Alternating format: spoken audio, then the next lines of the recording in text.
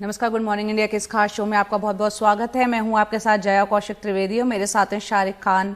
शुरुआत कर रहे हैं महाराष्ट्र की खबर से, जहां कोरोना की दूसरी लहर ने हर किसी को चिंतित कर दिया है। लेकिन कल के आंकड़े थोड़ी राहत दे रहे हैं, क्योंकि 23 मार्च के बाद कल पहली बार 30,000 से कम यानी कि 27,918 नए कोरोना के केस सामने आए हैं। 139 लोगों की मौत हुई।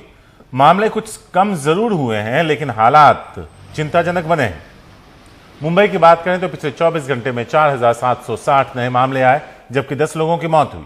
राज्य में कोरोना की दूसरी लहर के मद्देनजर राज्य सरकार कई एहतियाती कदम उठा रही है। पूरे राज्य में रात का कर्फ्यू लगाने और साथ में कई पाबंदियां भी लगाई गई हैं।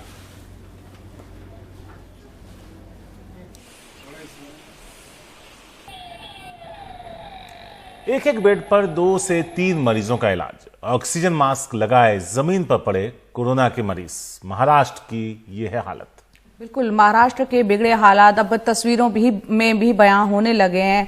और आपको बता दें कि नागपुर और औरंगाबाद की ऐसी तस्वीरें काफी वायरल भी हुई हैं। मामले कम होते ही कॉन्ट्रैक्ट पर काम करने वाले कोविड स्टाफ को जो हटा दिया गया था, वापस से उन्हें बुलाया जा रहा है और भर्ती किया जा रहा है। एक बेड पर 2 मरीज। ये नागपुर का सरकारी मेडिकल कॉलेज है। गंभीर मरीज यहाँ लाए जाते हैं। मरीजों की संख्या बढ़ी तो उन्हें लौटाने की जगह किसी भी तरह यहाँ भर्ती किया गया। महाराष्ट्र में सबसे ज्यादा एक्टिव कोविड केसेस में नागपुर तीसरे नंबर पर है। अब बेड की संख्या बढ़ाई जा रही है। विपक्ष को मौका मिला है।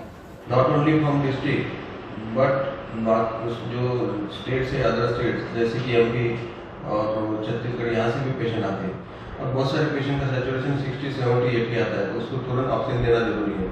और जैसे एट ए टाइम ज़्यादा पेशेंट आते हैं तो उनको तुरंत ऑक्सीजन मिलना जरूरी है। और ऑक्सीजन मिलने के बाद उसके पेपर बनेंगे, डायग्नोसिस होगा, उसके बाद वो कोविड वार्ड में जाएगा या नॉन कोविड सारी वार्ड में जाएगा या आईसीयू में जाएगा। तो उसके लिए कुछ वेटिंग पीरियड रहता है।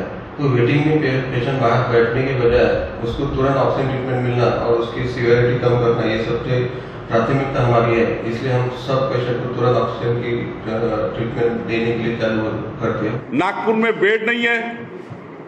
कल मेडिकल में 4 लोगों की मृत्यु केवल बेड मिलने की वजह से, बेड नहीं मिलने की वजह से हुई है। और सरकार पूरी तरह से कुंभकर्ण नींद में सोई हुई है। एक बेड पर 3 मरीज और जमीन पर यूं पड़े मरीज की ये तस्वीर औरंगाबाद जिले की है।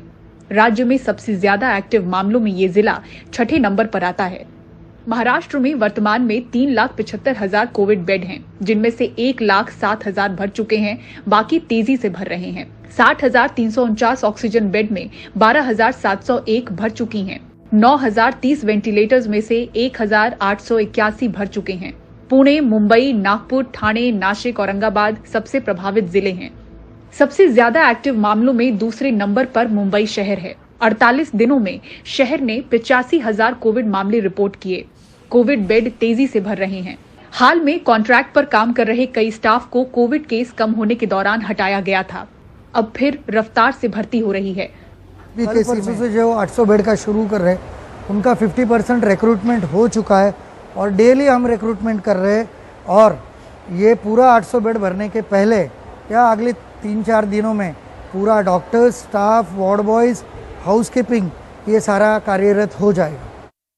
बीएमसी कमिश्नर इकबाल चहल वैक्सीन की पहली डोज ले चुके हैं। संदेश है, बढ़ते मामलों के बीच मुंबईकर जल्द टीका लगवाएं। शहर में रोजाना 45,000 लोगों को टीका लग रहा है।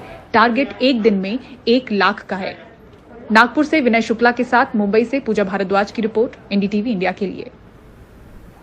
तो महाराष्ट्र का हाल आपने देखा। उत्तर प्रदेश की भी बात कर लेते हैं। क्या होली का हुजूम कोरोना यहां पर बढ़ा सकता है?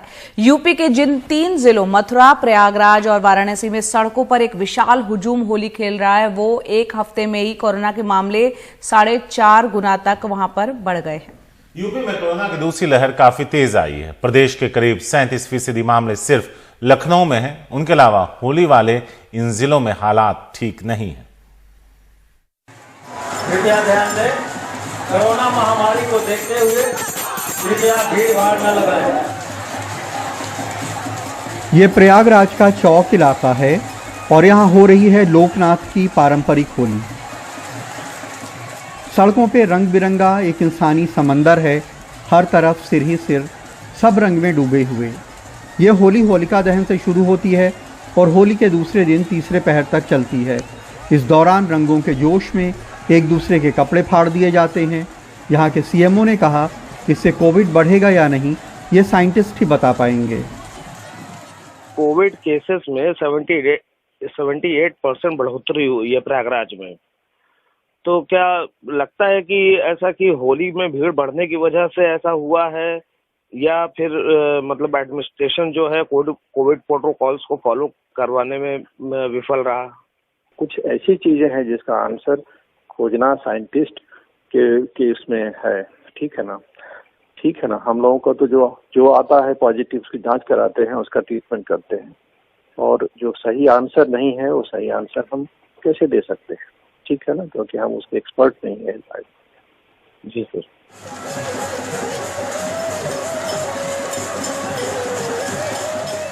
और ये वो मथुरा है जहां कोरोना के मामले एक हफ्ते में 454% बढ़ गए हैं। इतने होरियारों का हुजूम है कि गिने ना जा सकें। ऐसा कहते हैं कि ये होली सदियों पुरानी है। मथुरा के बलदेव में दाऊ जी के मंदिर में ये होली मालूम नहीं कब से चली आ रही है। कुछ लोग इसे 5000 साल पुरानी परंपरा बताते हैं। ये होली के अगले दिन शुरू होके तीसरे पहर तक चलती है। होरियारों के कपड़े फाड़ के होरियारी ने उन पे कोड़े बरसाती हैं। अफसर कहते हैं कि कोरोना के खतरे के मद्देनज़र उसके प्रोटोकॉल पे अमल होना ज़रूरी है। जनता की जो धार्मिक भावनाएं हैं उसकी वजह से, अब चूंकि मथुरा और वृंदावन धार्मिक नगरी हैं, तो जनता को लगता है काफ़ी दूर दूर से लोग आते हैं, ये लोग मंदिरों में दर्शन करने आते हैं, तो ये मंदिरों में दर्शन करते समय भी भीड़ अवॉइड करनी चाहिए। वाराणसी धार्मिक पर्यटन का देश का बहुत बड़ा केंद्र है। यहाँ हफ्ते भर में कोरोना के मामले 120% बढ़ गए हैं, लेकिन होली के हुजूम को देखकर ये समझ पाना मुश्किल है। सब यूं मस्त हैं मानो कोरोना का कोई वजूद ही ना हो। प्रशासन इन्हें रोक भले ना पाए, लेकिन फिक्रमंद ज़रूर है। हाँ, आपस में भीड़ का भी है। सब त्योहारों में लोग आए हैं, घरों पे आए हैं, पॉपुलेशन की मिक्सिंग हुई है, और कोरोना कई स्टेट्स में है, तो यहाँ पर भी धीरे धीरे कुछ बड़े शहरों में जहाँ पे पॉपुलेशन थोड़ी सी कंजेस्टेड है, वहाँ पे कुछ केस आ रहे हैं। कोरोना की दूसरी लहर खतरनाक है, और इस तरह का हुजूम बेइंतहा खतरनाक। कोरोना हमेशा नहीं रहेगा, लेकिन त्योहार आते जाते रहेंगे। अगर सेहत रहेगी, जिंदगी रहेगी, तो त्योहार मनाने के बहुत सारे मौके भी मिलेंगे। बनारस में अजय सिंह, प्रयागराज में नितिन और मथुरा में सौरभ के साथ कमाल खान, एनडीटीवी इंडिया।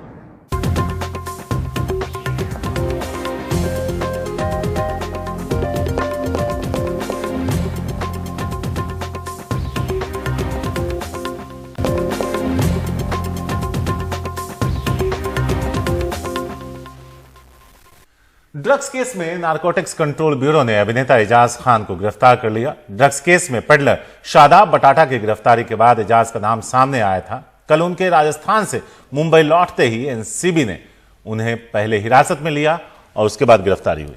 बिल्कुल 8 घंटे की पूछताछ के बाद एजाज को एनसीबी ने गिरफ्तार किया, और एनसीबी के मुताबिक एजाज शादाब के ड्रग सप्लाई सिंडिकेट का हिस्सा है और उसके घर से प्रतिबंधित दवाई भी मिली है।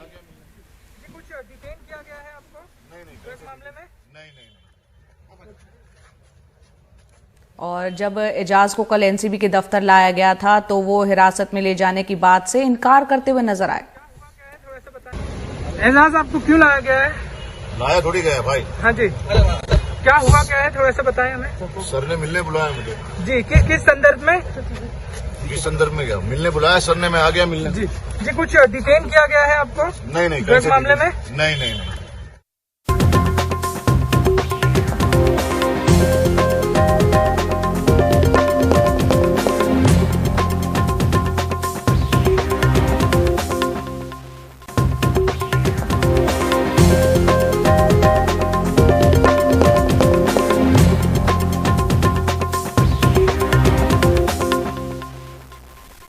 गुड मॉर्निंग इंडिया के दौरान 2 घंटे में हमने आपको कई सारी खबरें दिखाई।